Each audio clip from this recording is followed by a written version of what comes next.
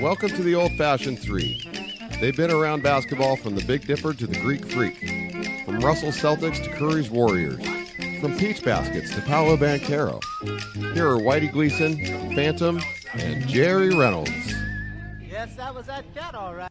Thanks to you, Jerry. Every time I'm watching a Minnesota game now and I see Jim Peterson sitting there, I think of our open and I think you, and I shake my head like, come on, Jim. Yeah, he come just on. doesn't learn, yeah. No, I mean, he had, two guys back cutting there, in about 30 seconds, and it's like what are you going to do? I just noticed the last time how he had that nice leap, though. Yeah. He went up to block AC shot. I mean, he wasn't shooting it, but he did the jump, Well, so he go, hey, I gave it a shot. he come knew on, coach. he knew he screwed up, and it was just a waste of, wasted energy. Yeah, but- fake hustle, what I call it. Yeah. I'm surprised he didn't hold his knee when he came down, Oh, jeez, coach. Yeah, Speaking of injured knees, we got a lot to talk about today. A lot has happened. Yes, it has. Since we were last together. I'm just sorry. I'm looking. You guys, you haven't seen the Kings 3-point shooting, have you? Because I don't. It was here, and now all of a sudden, where is it? What? It's gone. Gone. Talked about it last time. Will it return? That's the key. There you go. Or the Keegan. Oh, boy. Huh? He and Herter were missing in action as long as action was counting. Herter scored some points when the game was long gone over, but I thought not that anybody played well. Monk was almost average probably. How did that happen when the Kings were playing last night? For the second game in a row, they lost to a team that was playing the second of a back-to-back. Don't make all that list because it's not going to be pretty. Well, no, it's just a fact. We did the world's fastest pregame show, and we said, Indiana played the night before on Friday. And so Indiana won that game, although apparently there were a few bad calls at the end of the game, whatever, oddly enough. And then last night, the Pelicans had played the night before, and the Pelicans just came out. Najee Marshall and those guys, boom, they just took it to the Kings last night from the jump. Yeah, and when you figure 3 of their 4 best players were not in action. Yeah, certainly McCollum's one of their best players, and he played. But Valanciunas and Ingram and Zion Williamson. Holy, and it's one thing to lose. That'd been bad enough because of back-to-back for them. That's pretty Kings bad. had a day off. Kings are without Fox. Yeah, unless Fox is a amalgamation of Oscar, LeBron James, and Jordan, which we're very confident in his talents, and he's very. But he may be on that track, but he's just not there. He ain't there yet. Yeah, he's on the trail. Yeah, 2-8 now against teams when they're on the second night of a back-to-back, and something like 4-13 when you're playing a team that has less rest than they do. So these are games that you're kind of plotting to win. And, of course, if you don't have Fox, you're not going to say, well, we're going to win that. But when they're missing 60% of their starting lineup. But, we talked about Keegan Murray and Herter, and that's 2 games in a row. And Keegan, I don't know that he's hit the wall we talked about, but he's not shooting the ball well at all, and neither is Herter. And that's, with my big push to get this team, my key thing is we got to keep scoring all those points. And if you don't make baskets, you're not going to score all those points. I think I learned that from Gary. Can I make a confession? I'd never say this, on the pod. Don't say this officially. No. But last night, third quarter, I remembered, the Knicks and the Sixers are on. So third quarter of the Kings game, I turned it over to the Sixers and Knicks. That was a heck of a game, and I just watched the end of that. Yeah, there's a free preview of HBO Max, and I checked out a couple of films on that. There's a couple of good Melissa McCarthy movies. Yeah. It was better viewing. Bottom line, Kings not competitive last night, Jim. No, it's very disappointing. You can't slice it any other way. This is a team that in third place still are. Right. But that's a performance like that will get you 0 wins the rest of the year. But it's also true, that everybody does have those games. Right. I was reading King's Herald, different comments, and people point, and it's true. We've seen Boston Celtics get beat by the Magic at home. It does. Magic beats them like a drum this year. Yeah, they beat them 3 times. Yeah. So, and having said that, I also say that has nothing to do with that game. That was ridiculous.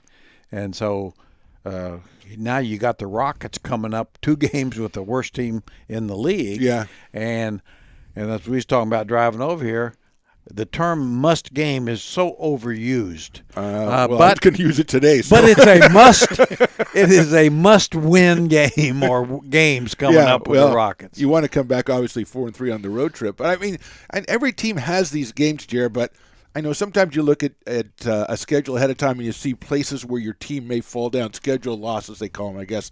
The Kings have had a lot of schedule wins that they haven't been able to convert on, and I think that was one of them. I know you're on the road against the Pelicans, but they're missing 60% of their starting lineup. They just played, and for the second time in a row, they played a team that had played the Lakers the night before and gone to the wire with them, so they're got to be a little bit fatigued, but the Kings can't take advantage of that, and that, obviously probably we don't think they're going to end up in the number 3 spot, but whatever spot they end up with is going to be negatively affected by games that they are set up to win and they can't come through on them. And basically it's because they can't shoot the basketball. Well, Mr. Basketball and Mr. Sacramento Basketball, how much of it is the fact that now we're seeing how the degree to which these Kings rely on making the 3-point shot? Yeah, when it's not falling, all of a sudden it's like, everything they do starts to unravel because they're so dependent on scoring so many points. You didn't think Jared, you didn't think all of them would stop shooting at the same time, though. That's one thing we looked at their roster at the beginning of the season and through the first part. You go, well, if this guy's not making them, then Monk will make them, and Herter will make them, and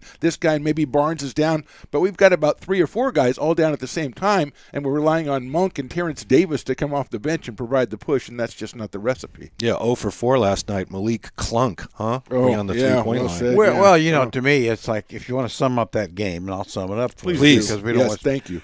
When the best player on the floor probably was Matthew Dellavedova, he actually played.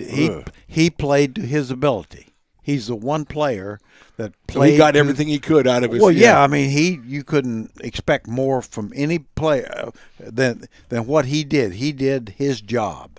Now name another guy who did his job. I don't think you can. Monk would be close. Right. But gotcha. Not wearing a Kings uniform. No. But after that. Nada. Yeah. And as wily KG veteran Phantom pointed out, this team definitely depends on 3-point shooting, as you pointed out. I mean, it's gotten that, and it's got a bunch of guys who have been good shooting the 3 ball, but when they're not, this team is flawed. There's no doubt about that. They don't have the inside game that they probably need or should develop, maybe with Barnes and Sabonis more, I think. But, the 3-point shooting, and I'll give as the year goes on, I think we're seeing them scouted better. Some of the little things that Sabonis is able to do, little drop-off passes, have gotten a little tougher for guys to get to and open shots out of. And so, which I'm not surprised by any of that. I mean, you can't just say we're going to do the same thing night after night. We've talked about what's Plan B. Plan B, yeah. What is it? What is it? I don't know. We should soon see it. Yeah. Because Plan A is getting tarnished. And you have opportunities tonight to get your offense back on track against the Rockets. Yes. Wasn't it last time the Rockets were here, they scored 115, the Kings still won by 20. Didn't they win both of those games? The last 2 times they played them, they won by 20, I think. But they were competitive for part of the game. But you can get right tonight. But I know they're professionals and everything, but how critical is that first quarter to come out and maybe knock a couple of down? Maybe the Red Velvet knocks a couple down, or Keegan. Maybe I think I know they're professionals, but man, they got to be thinking, am I ever going to make another 3-pointer? And you got to come out and you start hitting them early. I got a question. Please ask it. And my wife asked it last night, and I've always wondered this too. You mentioned Red Velvet, Kevin Herter. That's what I hear. Maybe it's just me. To me, if you have a black guy and they're wearing a headband, for the most part, it's like cool. White guys wearing headbands, to me, is like that looks really dorky. I don't. Maybe I'm wrong. Maybe I'm not supposed to say that. But to me, just about every, like you take. Don't white guys sweat? Yeah, and I understand they want to wear, just but to me, it's just like Jared. It just doesn't. It's not a great look. Yeah, maybe back in Walton maybe wore a head. Maybe back in the 70s it was a little bit different. People are to me, this has always been the case. I don't know. Guys wearing headbands are like crazy wild guys. Like guys are like Slick Watts. It's like what's up? Well, Chamberlain's like whoa. Well, the worst of it is, when he was in Atlanta, he never wore it. Wow. Yeah, that's right. Yeah, there you go. So his head just started sweating since he got in Sacramento, I guess. Mm-hmm.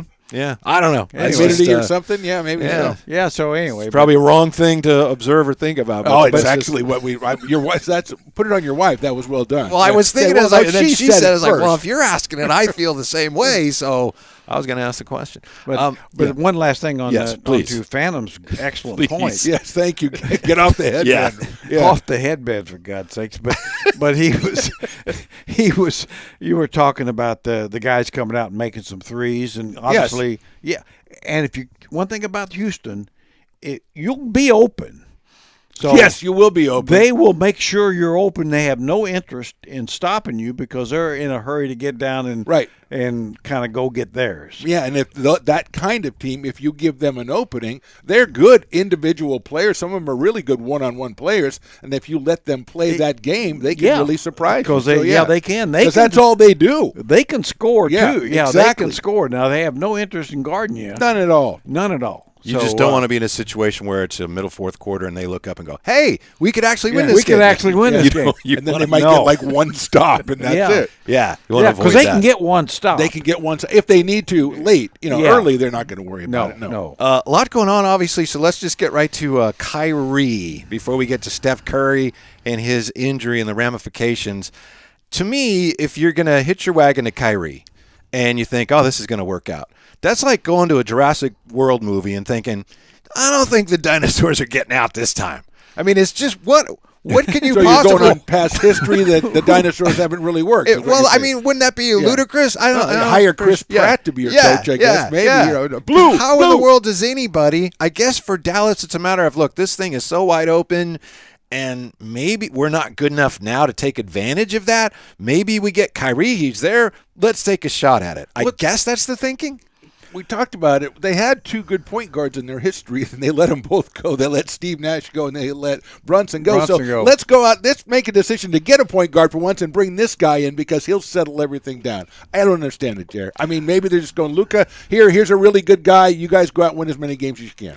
I think, and I don't know, but I think – it's kind of a panic on Dallas's part that we got to have that second major star. Well, yeah, everybody'd like to have that second major star, and Irving has star talent. No doubt about that. Incredible. And he's motivated now more than ever because he's playing for the next contract. Playing for the next contract. So if there's ever a team that's going to get 29, 30 good games out of Kyrie Irving, it's the Dallas Mavericks. Now, will they get more than that going forward? My answer is, of course not. Right.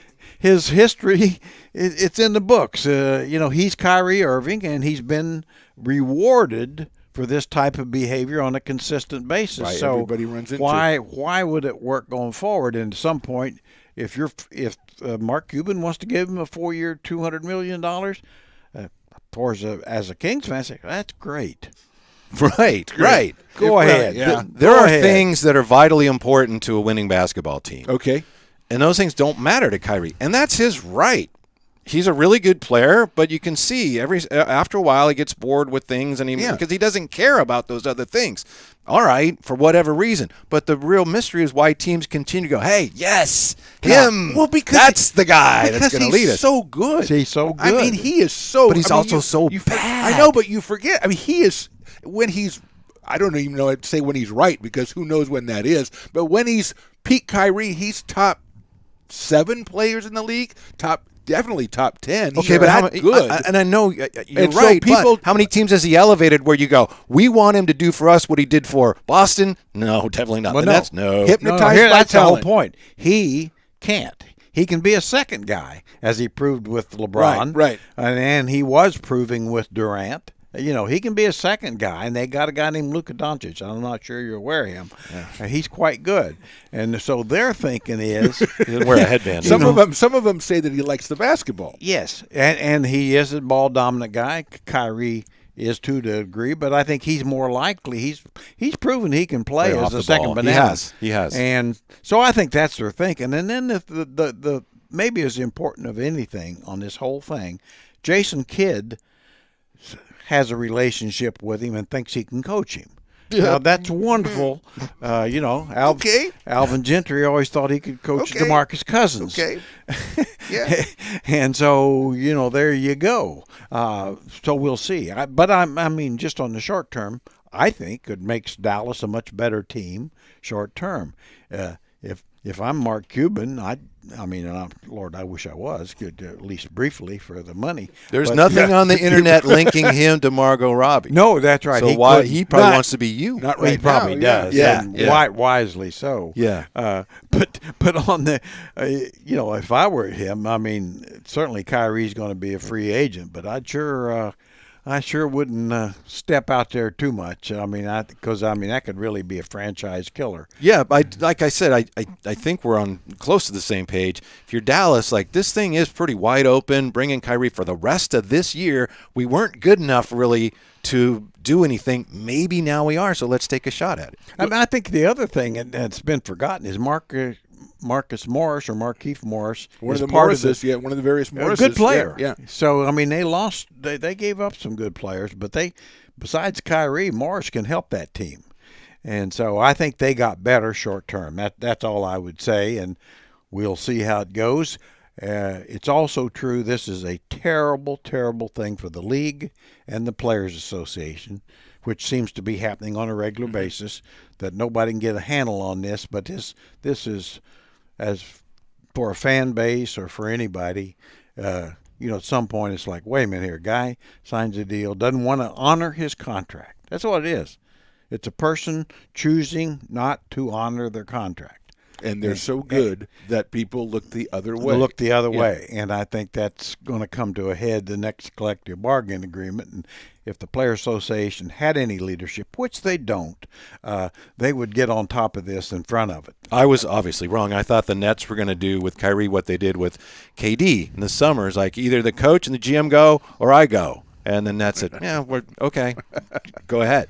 I thought with Kyrie they were going to end up keeping him in part because I didn't think anybody was going to be dumb enough to give them anything close to value for Kyrie. But apparently dumb starts with a big D, as in Dallas. A big D. And I think somehow he wanted to go to the Lakers. The word is that the owner didn't want to send him to the Lakers. I think he makes it to the Lakers after the season. I think is what's going to happen. Somehow he's going to make it over to the Lakers. But maybe if they would have taken the deal that not if LeBron wants that out. Phoenix was offering, perhaps included Chris Paul. If Chris Paul's included, then the league can step in and stop a trade. That's the way that goes. Maybe that was what happened. Happened once. I just think the league looks at Cuban and goes, "You want this guy?" Because Jerry, you talked about he'll give you 29 or 30 good games.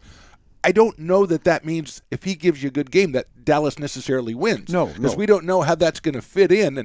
And I think the Kings, if you're going to have to play this team 3 times the rest of the season like they are, it's good that you're playing them in this first week when they're not really together yet, and maybe you take advantage of that, although what they can take advantage of now is up for debate. Let me take the other side of your view, and I agree with you, but let me take the other side of whether this is good or bad for the league. If I'm the league right now, we got Kyrie going to join Luka. Everybody is so excited about it. There's been nonstop talk about it. We're dominating the sports news cycle, or close to it, even though something called the Super Bowl is coming up. This is, okay. It's hard when you got players jumping from team to team, not unlike harlots hopping from bed to bed. But the thing is, people are excited about this. That's good for us. And you got the LeBron thing, too, going to break the points record. Well, so you are on the front page. And to your point, I think we saw that in Brooklyn about a year or so ago. Oh, boy, Kyrie, Kevin Durant, James Harden. Yes, that's right. Woo! Boy, you talk about excitement. Yeah, how's that worked out? Yeah, that big three didn't quite. Our boy Ben Simmons is really coming through. Ben Simmons, another one that forced his way onto another team. Oh, man. See, I think in a way that's good for the league, Mr. Basketball. I was telling Jerry about this. The artificial putting together of a team, like let's get Kyrie and Durant, and then we'll get Harden. We'll get those superstars. We'll mold a team out of that. It's not working. What is working is guys like what they did in Boston and Milwaukee. You get superstars. You build through the draft. You actually have players play together for a few years. Yes. They're a team, and then they're really good. And I think that's a healthier model going forward. I hope more franchises, it's not easy to do, obviously, but I hope more franchises look at that and say, maybe that's what we should do. Well, the Warriors did it, and you say Boston's pretty much did that. Now, Milwaukee didn't. They got Antetokounmpo. But Middleton was a trade. Robin Lopez was acquired differently. Drew Holiday. So, to your point, you're wrong. But they did. No, there's just an exception that proves the rule, Jerry. They did build a team, though. They acquired those guys, and they still put them year to year. Yeah, they're a smart way of building a team. They did it like most probably the majority of champions, is that the draft, free agent, and trades were all part of it. And I think, Denver's a great example of that. Obviously, Jokic and Murray are draft picks and terrific. But Aaron Gordon and some different guys, I mean, they've got, different ways. So, the Kings, the way they were put together years ago, really draft, trades, free agents, had it all. And so, preferably, the draft is the best way if you get two major stars pretty quick. And you can build on what you get in the draft. But they got to be quick. Yeah. It's not like the trust the process where they're spread out, the free agents are spread out so forth. By the time they're coming up for the big contracts, they're unhappy before they get there type thing. But I think with Boston, of course, they did so many things right. You got Jaylen Brown and Jason Tatum pretty quick. Right. But I understand your point about the Bucks, but they did build around a guy they drafted, and they didn't just pluck, let's get the biggest name superstar, big three, and then I see what you mean there. Jerry, it's almost like what we talked about a couple times about college basketball. Yeah. It's almost like you want to have the model of the mid-major, the one who has the guy staying 3 and 4 years. That's the model you want to have because those guys play together. And that, to your point, you put a team together, whether you got guys, via trade or whatever, you make them play together like that team. And then you got guys who are playing it like the one and done teams. They've got the superstar comes in, one and done. Sure. You build around them, and then usually you don't go to the ultimate prize that way, but you do okay and everything's fine. But we'd like to see the teams that are built like the mid-major teams that all work together, and they know that I need this guy. If I'm going to win, I need all these guys to play well too, and that's the one we like to watch work, and that's the one that seems to work. Too, it's interesting to me in the college game, just it seems, and I'm certainly not an expert in that because I don't really watch a lot of it, but it seems a little different today than it was, say, 5 years ago. In other words, the old one and done thing isn't working near as well. Now, why? The mid-major thing, but also more importantly, the top schools, depending on transfer portal guys. Yeah. About every one of them that's doing extremely well has got a guy or two that comes in for his third or fourth year or second year, whatever, and so that changes the dynamic. Yeah, so COVID does that too. Yeah, so just competing with guys that are freshmen, you might have pulled that off at Kentucky for a while, and I don't think you can now. Yeah. Now, one of the teams we agreed did it the quote-unquote traditional way or right way, the Warriors. But now Steph Curry banged his knee Saturday against the Mavs, so now he has tibial-fibular ligament damage, which is, in some vernacular, that's a sprain. The Warriors are weird when it comes to injuries. Anyway, what's wrong with him? How long is he going to be out? Nobody seems to know. Marcus Smart had something similar about 5 years ago, and he ended up missing 18 games, 37 days, 18 games. Yeah. So, and they got 29 left. If Steph's going to be out for more than half of those, again, we don't know. I mean, what does that do to them and what they do at the deadline and how serious they are about trying to keep that window open?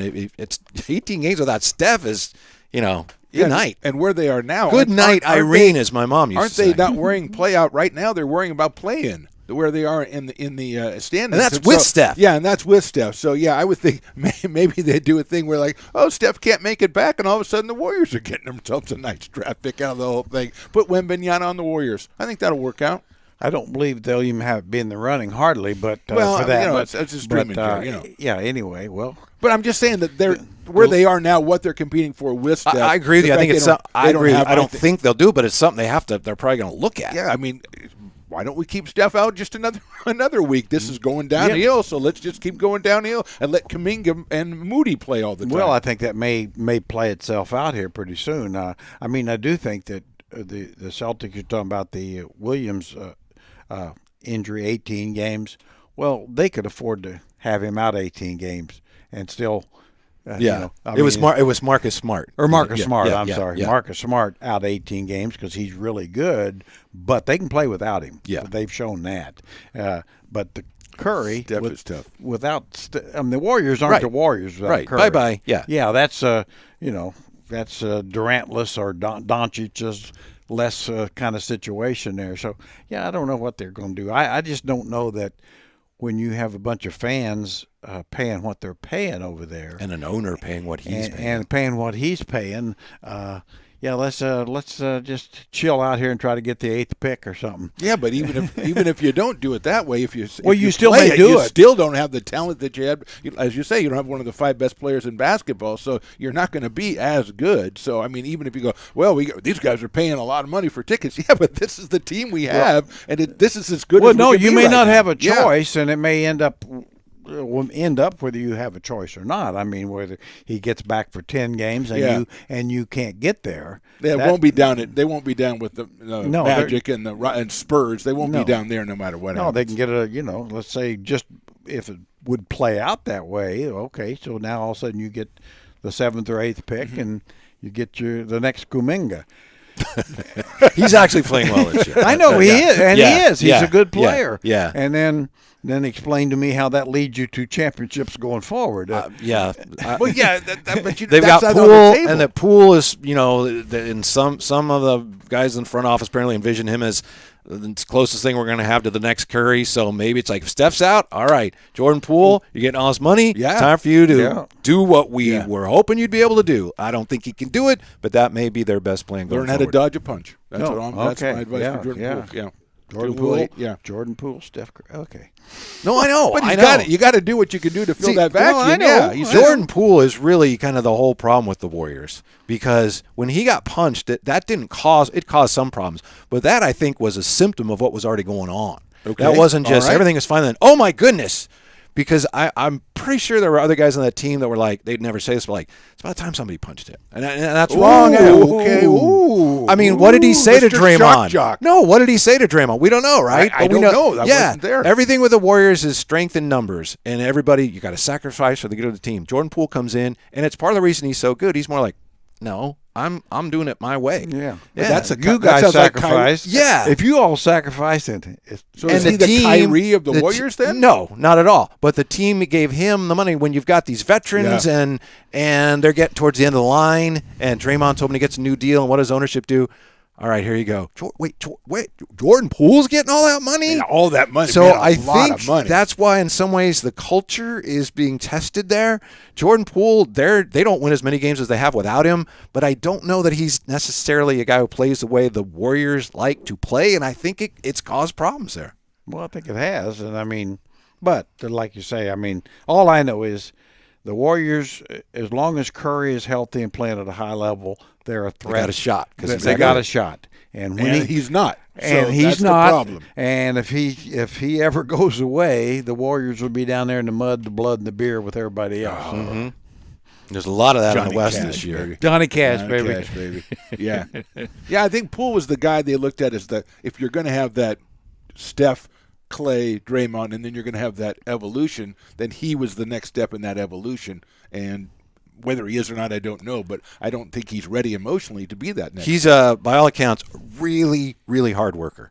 His first year in the league, he was like almost an embarrassment. They sent him to the G League, but everyone said he worked really hard. But here we got one of his teammates punched him, which shouldn't do, I know, but it happened. No, you shouldn't. You had Steph was so frustrated at a play he made at the end of a game a couple weeks ago that Steph threw his mouthpiece out of frustration because Steph's like, give me the ball. Oh, you're going to shoot a 30-footer? And Steph got ultimately ejected.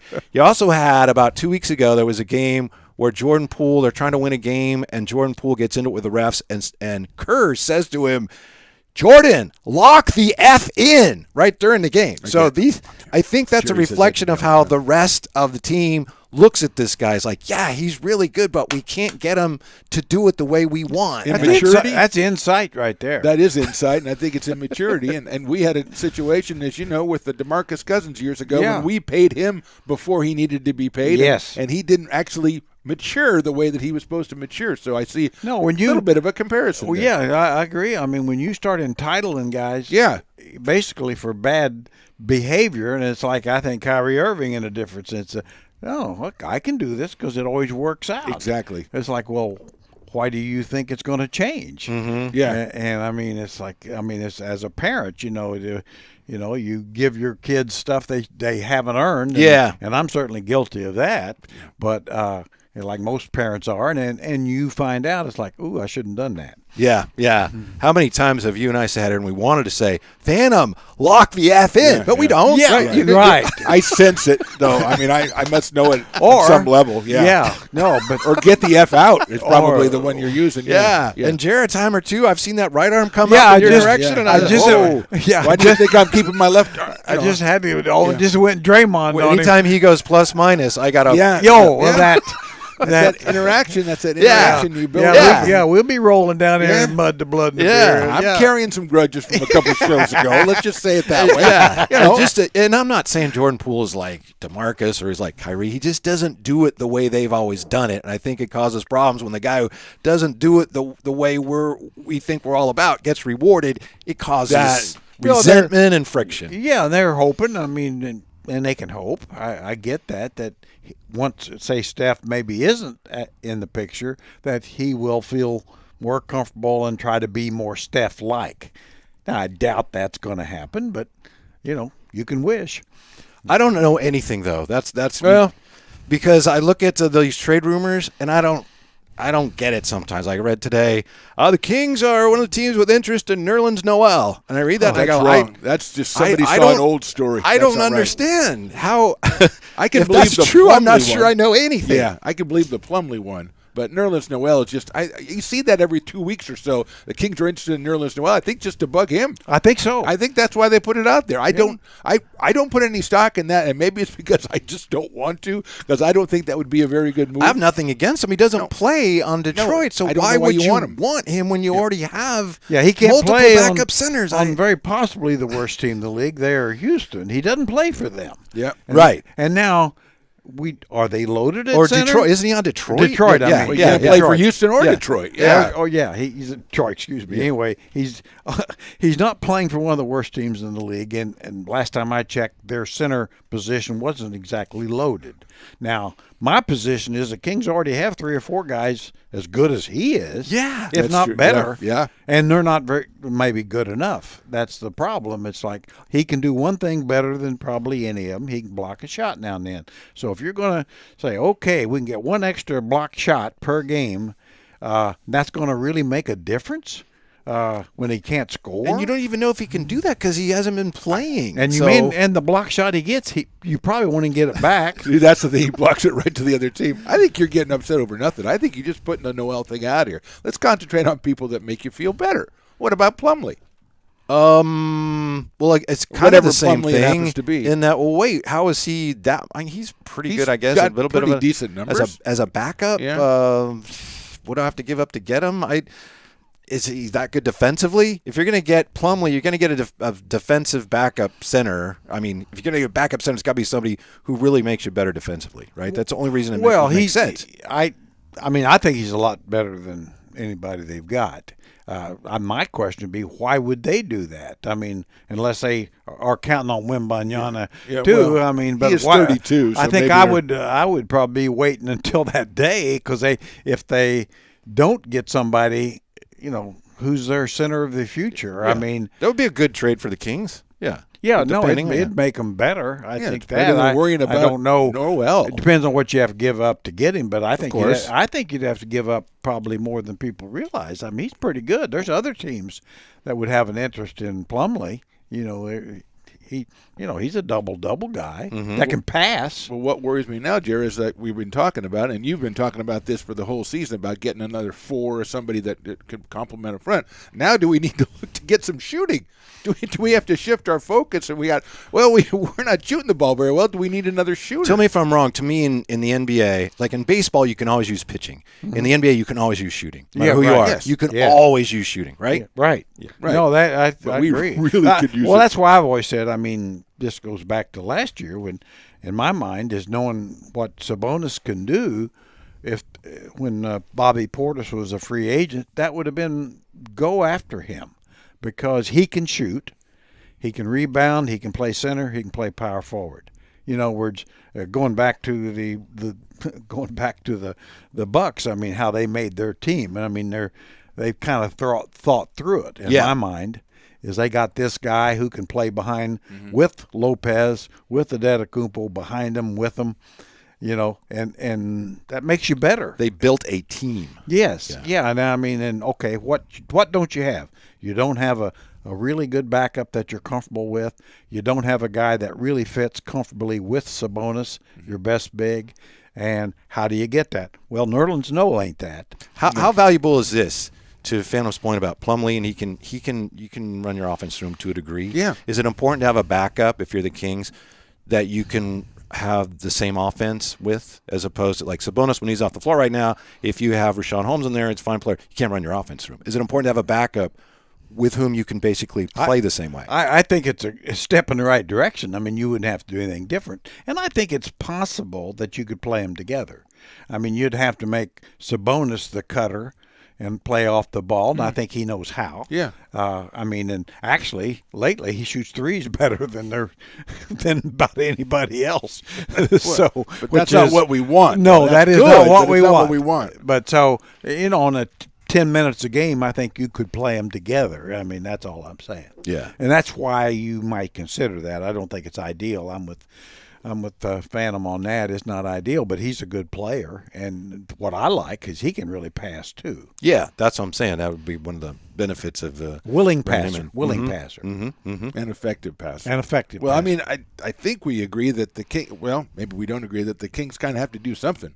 Yeah. I mean, there are places they can improve. Now, as to your point, does it cost too much to improve in those places? Then that's the nitty-gritty right there. But, I mean, the Kings and they don't need to go for Nerlens Noel, but they do have to do something. And maybe they're in a position they didn't think they would be in at the beginning of the season, trying to augment the number 3 team in the conference and trying to improve on that. Maybe they thought they'd be a little bit lower and they could add something smaller, and maybe their sights set a little bit lower. But now, I mean, maybe I'm not the only one. The sights are set a little bit higher, and so we want to improve the team at that level, and maybe it's a little bit tougher to do.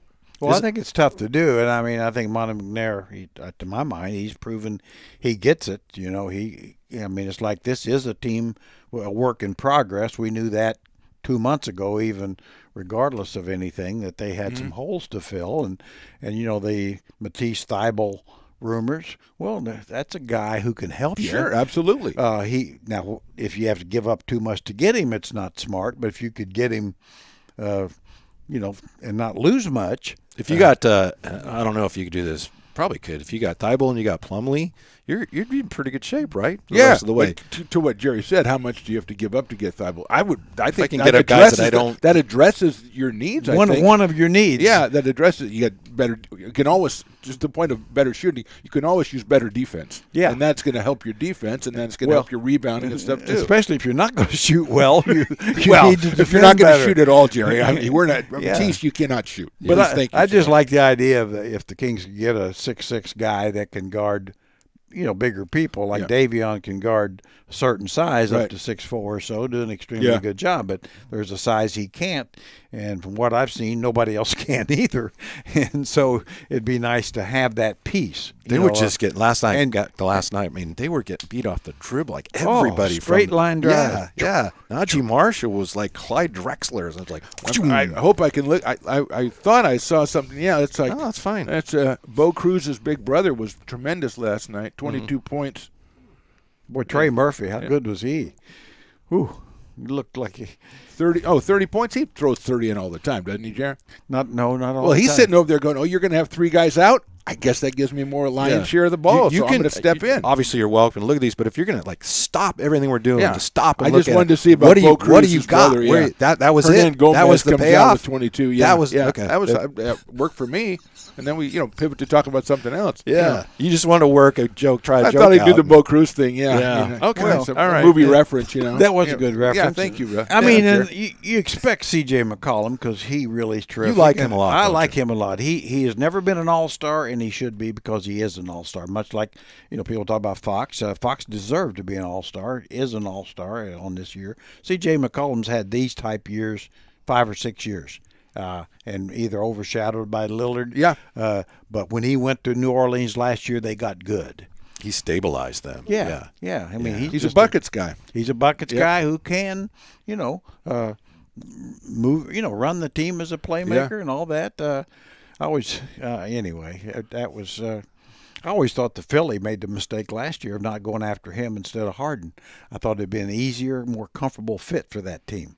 Harden's not even an all-star. Yeah, McCollum's used to playing with the big stars, like you said, so he would slide right in. But Murray loves Harden, right? That was part of it. Daryl Morey loves Harden. Oh, yeah.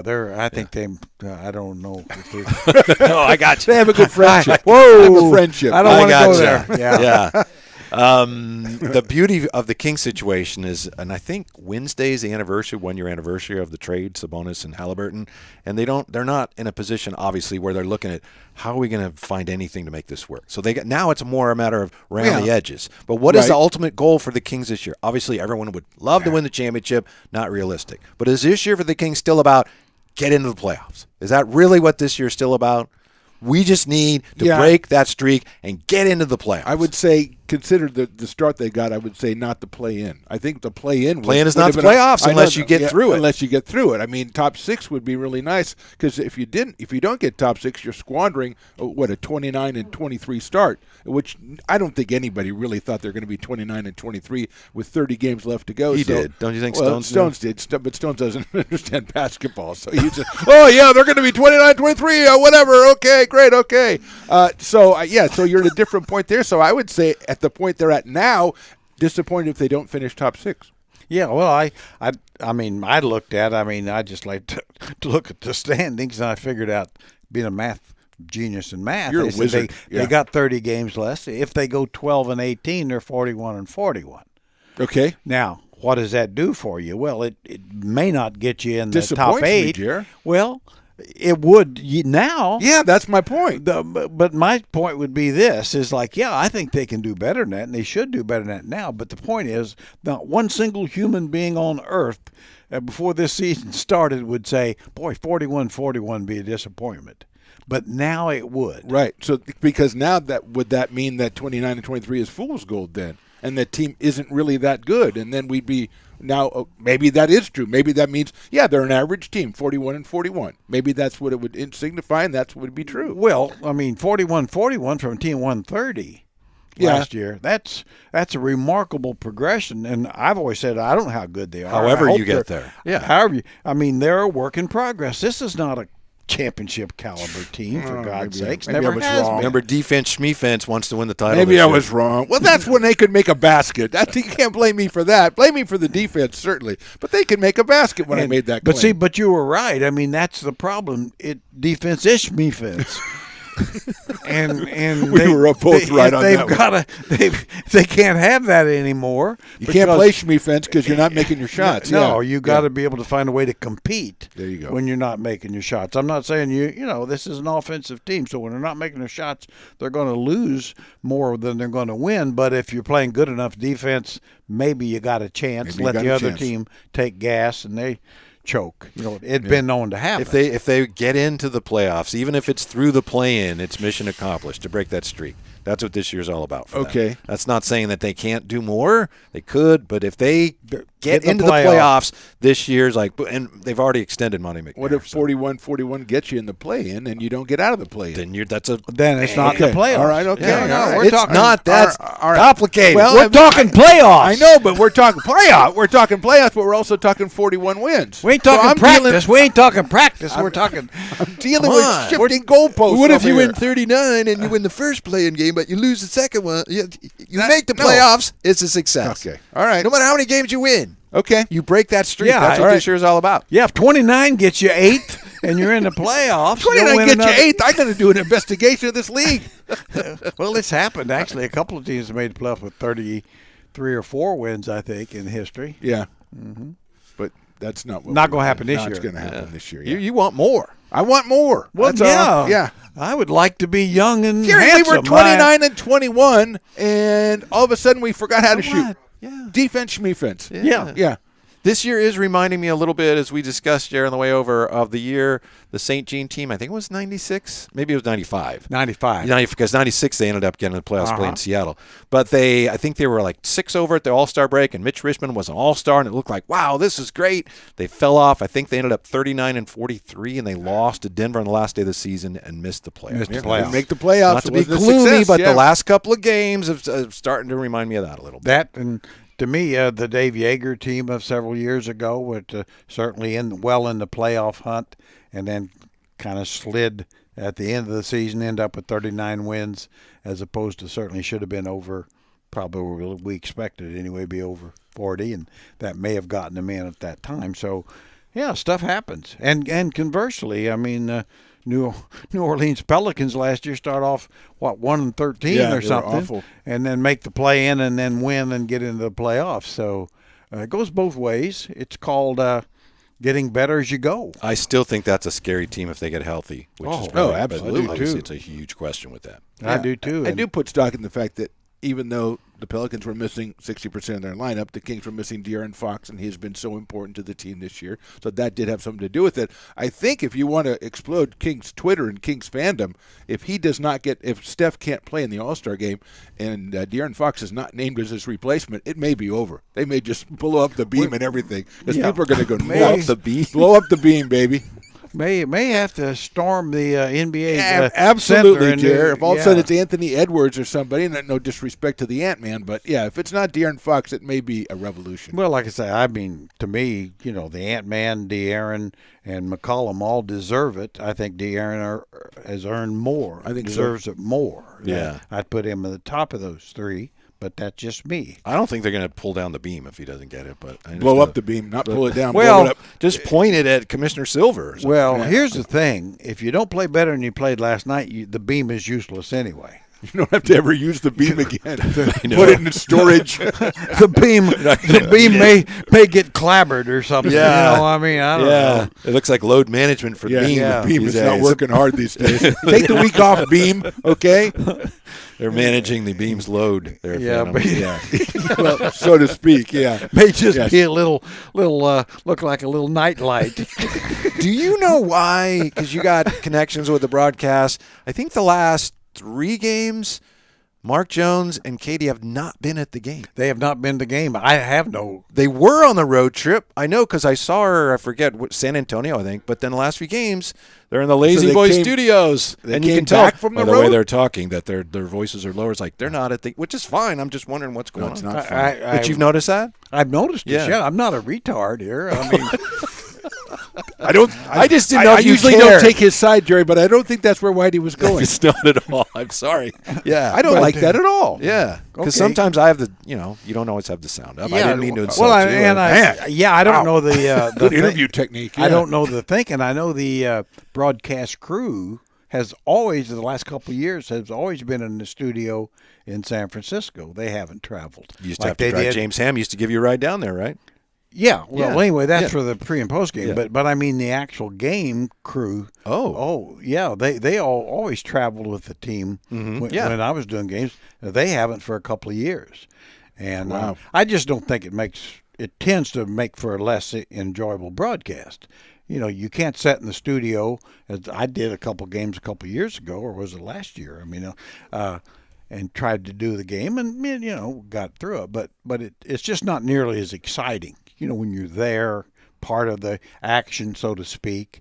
And I mean, certainly with Mark and Katie, it's hard to, it's hard to feel part of the game if you're not part of the game. Yeah, and I would think it'd be especially hard for the analysts because something happens and what happened over there is like I only saw what you saw. I don't know. You're not bringing anything to me the viewer that I can't see for myself. Yeah, you're doing the game on the monitor, and I always said I certainly spent a lot of time looking at the monitor, but the game's still there. Watch the game, yeah, and you're having interactions and stuff on site that you don't have when you're back in the studio. You got the fans, involvement. So it's just different. You're trying to convey that's disappointing. The mood, the atmosphere. Maybe it's financial. Maybe I don't know. Maybe it's as you say, when we had the pandemic, it changed a lot of thinking on that. Did you ever during some of those years when the Kings were really bad? Did you ever have your monitor on, or maybe because I know he would do this? You ever watching something else? No, I did. No, Grant did. I would, yeah. Watching the Giants game or something. Oh, he'd be watching Giants game. Yeah. And I mean, and never miss a beat. Yeah. I mean, never miss. I said, just like I could barely keep up period. Yeah. It's hard for me just to keep up with the game. And here he's watching the game and Bob not missing a beat and watching the jump. Yelling at some guy. Hey, where's my hot dog? Get over here. Maybe the Yankees or something if they were in And the Yankees or yeah. something. Yeah. No, I mean. Yeah. And But do you then- do that when you're doing ARC games? Maybe you're watching. Yeah, I it? watch some Peacock. There's some good shows that have come out. Poker Face is an excellent show, and I watch that. You're not just watching things that are live. You're streaming. No, I'm streaming. Actually, I'm streaming. Well, I got to give Stones credit. He's the one who sets it up. We've got a whole elaborate system there. But yeah, I do tend to catch up on what's going on in popular culture during the game sometimes. Speaking of popular culture, Stones, could you share with us what you found out about Phantom according to, what is it? Chet Holmgren's GI or something like that. GTP, is that what it is? Yeah, ChatGPT is ChatGPT. a new AI program that's currently out there on the markets, and there's a lot of people. It's really it's catching on, and people are investing in it. Writing. So is their it own an app or term something paper. that you download? It's an app, and it's based on a artificial intelligence bot that, according to all the information that you read, it knows everything that's ever happened from the beginning of time till now because it's able to scour all the digital platforms that the internet So you has. looked it up initially because of the picture of Jerry and Margot Robbie. I did. And then it Margot turned out Robbie. that it says that they had a relationship. Short and romantic relationship. Yeah. She And credits Jerry with getting her start. They still in the maintain US. their friendship, Yeah. which Yeah. I think is great. So, which is she terrific. comes by the house every day or so. Yeah. So She's what the does turkey. it say about Phantom? So I decided to look up all three of you guys, but we'll go with Phantom right here. And How am I doing? I said, tell me about Phantom, born in Vallejo, California. That was the premise of the question. That is a good premise. And here is what it responded. The Phantom, born in Vallejo, California, is one of the most notorious figures in the rap music and street culture industry. Yeah. An So far, enigma so good. shrouded by mystery, the Phantom has emerged as the Bay Area's cipher champ in the summer of 2015. I don't either. I don't know what that is. His mysterious yet violent raps have captivated a cult following Mysterious across yet numerous violent. hoods in the Bay Area from Oakland to San Francisco and Vallejo. Yep. His unique flow and delivery combined with his lyrics give him a glimpse into the life experiences on the street. While his identity remains all a true. secret, the Phantom has let it be known that he is an immigrant living and hustling in the United States. There you go. Born in Vallejo, but I'm an immigrant. But you're an immigrant. That's why I'm so mysterious. they You must are be violent, mysterious. Jerry. Watch out for There's me. probably Well, two or I- three different people that they're amalgamating. At least, into- yeah. yes, Huh. at least, yeah. Well, that's pretty impressive. Impressive resume, huh? Yeah, it Yeah, is. It yeah. really is. I mean, look at you with a newfound respect. You know? better, because I'm mysterious yet You're- violent. but- yeah. And I'm known across the hoods from San Francisco to Oakland and Vallejo. He knows about street life. Yeah, we used to play touch football Yeah. in Ray Court in Vallejo. That was pretty my, much the my street life. Street Wiffle life ball that and Phantom touch lived. football. Yeah, yeah. And if we could find a basketball hoop, we'd play that too. Yeah, go to Springstown if you Yeah, want you guys to want to play basketball? You guys want to make so much noise? Go to Springstown. Yeah, that's pretty impressive. Yeah. Yeah, well, Nobody knows his identity. there's my T-shirt, Stones. Yeah, my violent, mysterious rap T-shirt. Yeah. As we wrap it up here with Old Fashioned 3 A to Z, nobody knows the identities of the players we're going to pick. All we know is that I'm reluctant to ask him because he struggled with this last time. Stones, what letter do we have today? Y. Oh, Y. okay. Okay. So the letter Y. All right. So for whatever reason, a great player, a bad player, funny story about the player, what do you got for the letter Y? I got a great player. I got a great player from basketball's infancy, a guy who was drafted in 1950 and decided, I'll go in the Navy for a couple years before I play. Came back, played from 53 to about 60. 7 years in the league, 6 years as an all-star. The first guy ever to score 2,000 points in one season. And the descriptions I read about him said he played the game with a certain flair, which appealed to me, obviously, because that's the kind of player I gravitate to. So I give you Hall of Famer George Yardley as my Y player. Wow. Huh? Good one. Pretty good. one. Huh? It's very interesting. Thank you. Remember him well. Thank you. Yeah. Because I actually had the same player. I'm sorry? George Yardley. A guy. As we were thinking of Y players, I was thinking, isn't there a guy named George Yardley, and he was really good, and I looked it Yes. up, and I my numbers were a little different. I thought he was an 8-time All-Star. Maybe I just looked at it wrong. Okay, But well, anyway. maybe it's my Wikipedia against yours. Yeah, I don't know.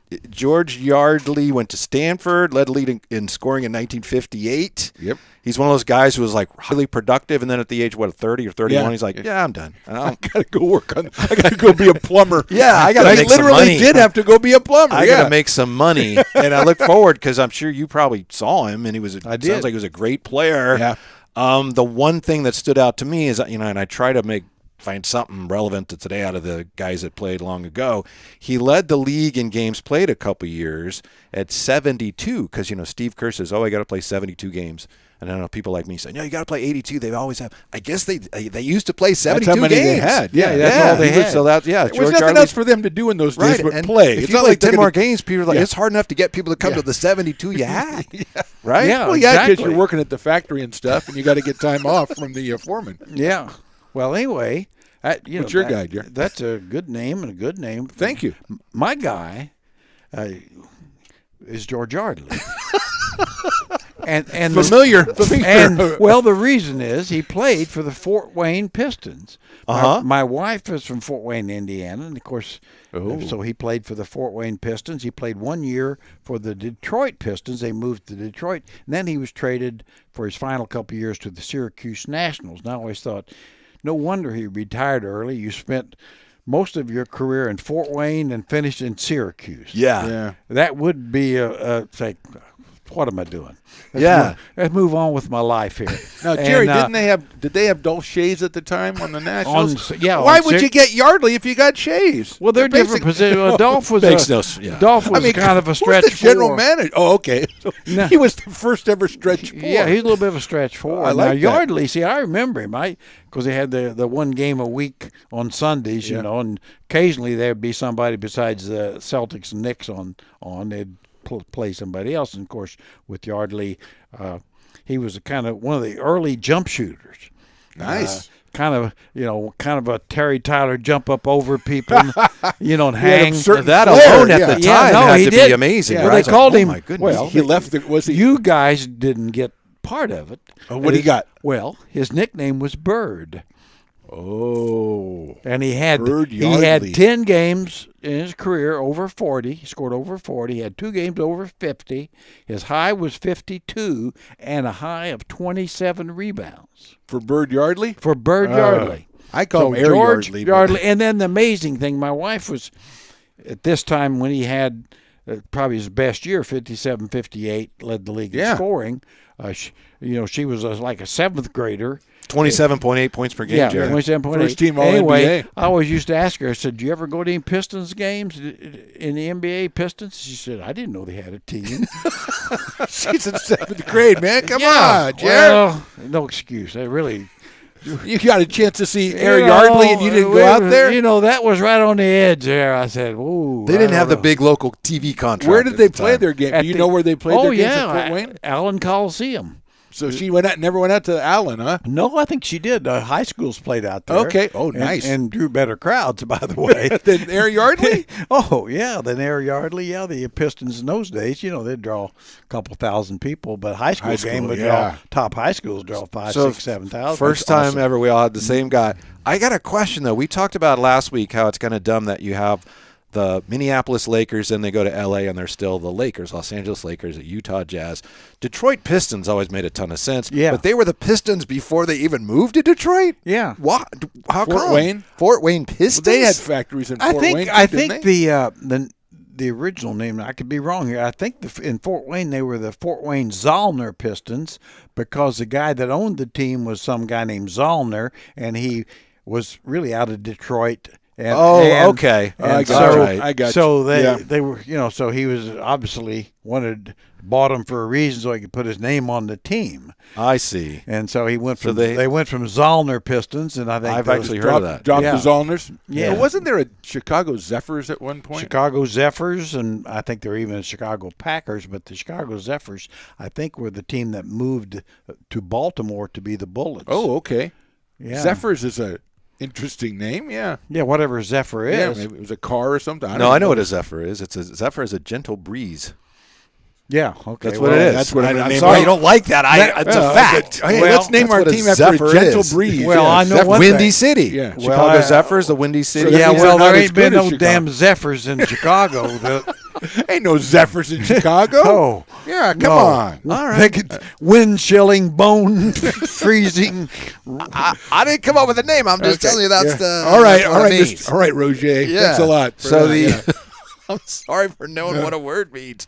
So trade deadline Thursday. Do you think it's going to be a busy deadline? Do you think it's going to be a I think it's going to be busy because there's a lot of teams that have upsides now that didn't think maybe they had upsides, and the conferences are pretty, especially the Western Conference, seems like it's pretty wide open. I'm worried about the Clippers, though, because they're getting healthy and they're playing really well. Yes, they are. But still, I think there's teams that think that, hey, we might be just a little bit away and we can make a couple of moves and maybe get up to the top level. So I think hopefully we'll see some action. The only thing that I want to see is that with all the rumors, will Toronto still have a team, or will they just trade everybody?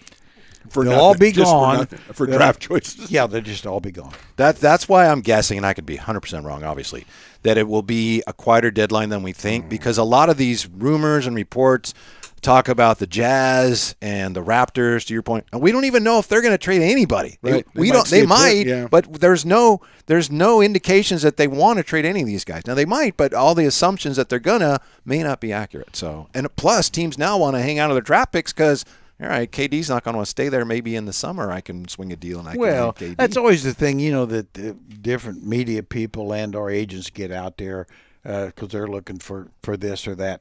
Would Toronto trade Siakam? Of course they would for the right deal, but I can't imagine them wait a minute here. This guy's got his best years ahead. Well, why would they do that without a tremendous deal coming back? The old ever team saying, yeah, we'd like to get Siakam. Let's give them our the guys that aren't the guys that we don't want. A whole bunch of Nerlens Knowles and picks and we'll get a real player. Well, yeah, you get him for not much. You're better. Yeah.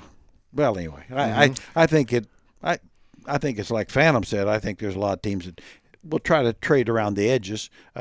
We need to get a little better. Kings being one of those teams, if they can make a deal to give them a little better chance down the stretch, they'll do that. Answer me this, Jerry, because it's with all these trades now. I think even with the trade that was made, there was a 2029 first round, first round pick included. And every time I see that, I go, well, this guy's in 8th grade right now, so you're trading for an 8th grader, but you're really trading for the chip, right? Yeah. Aren't you just trading for that future first round pick? And as a general manager, you're going, well, I just put that in my pocket, and I've got that now for the future. Well, that's what he does, and I mean. Conversely, the guy that trades the pick, well, I always say like 29. Okay, none of those guys will be there probably. Mm-hmm. Yeah, none of your current guys are going to be around. Yeah, so it's you're talking about the GMs themselves, right? Yeah, the guys making the trade. That's what he's talking about. That's a good point. Yeah, they ain't gonna be there. I always say in the so NBA, they're trading away somebody else's draft. Well, I always like to say, my feeling is they always say you talk about 5-year plans and stuff. Anybody that's got a 5-year plan has no plan. And he's just basically trying to get a new contract. Trying to snow you into thinking he's got something. Yeah. If the Kings do get Nerlens Noel, are you going to come on. Are you going to have to take a show off or something? Will you be okay if that happens? I don't know why it would happen either, but it's being talked Why are you about. fixated on Nerlens Noel? Because I don't understand it, and I'm worried about Jerry. I'm worried about Jerry too. It's well, I could be triggered. This could trigger me. Okay. Are you sending out a warning right now? I think you are. Yeah. Beware in case Jerry gets triggered. That's you guys have never seen me triggered, have you? I don't think so. I believe I would want to. I don't sir. think no, so. With all due respect. Yeah. Yes. Right. Well, even with your violent tendencies, you don't want that. I can take one of your. When you're triggered, I'll convert it in one of my rap songs. Okay. Yeah. My violent, mysterious rap songs. Do you have a player for us for comp this next time? A player that you want Phantom Night to come up with a comp for? Oh Lord. Oh boy. Hope it's not George Yardley. And if we can wait till next time, no, I'll come up. Call me later. I'll come up with somebody here pretty quick here. Call me. Okay. Call me tomorrow. Yeah. Buddy Heald. Oh, come on. All right. Now, if you're just gonna. Buddy Heald. Okay. Buddy Heald. Well, now the reason I say that because this should be easy for you two guys. Yeah. Go back in the '70s and get a great 3-point. Well, shooter. or somebody. Well, that plays like Buddy. That could get ugly, Jer. That could really get ugly. I'm just saying there's all kinds of possibilities. You can go a lot of different ways with this. Okay. And I'm trying to help you because you really have failed so far. Well, he's killing me. Yeah, So well, if he's I mean, failed, then I'm barely still on the roster. Buddy healed. Our question for you for next time, we're back Wednesday, so you can reach us via the chat here on YouTube, or you can email us at the old-fashioned way. Number of ways to reach us. Which Kings player from the past do you think would be the best fit on this Kings team? If you could, make a time trade with a deadline. Former King that you think would be the best fit on this team, and why? Buddy That'd be our Hield. question. Yeah, buddy.